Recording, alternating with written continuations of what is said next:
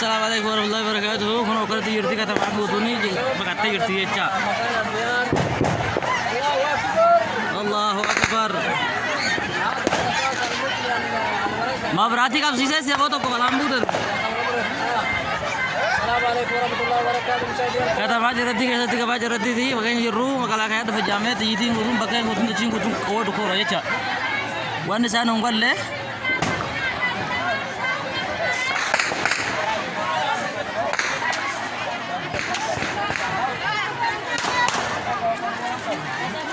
Dasi tahu menu dasi nun jas lai.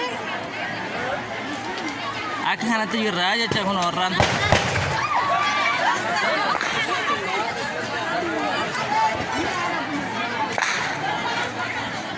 Kata orang Butun.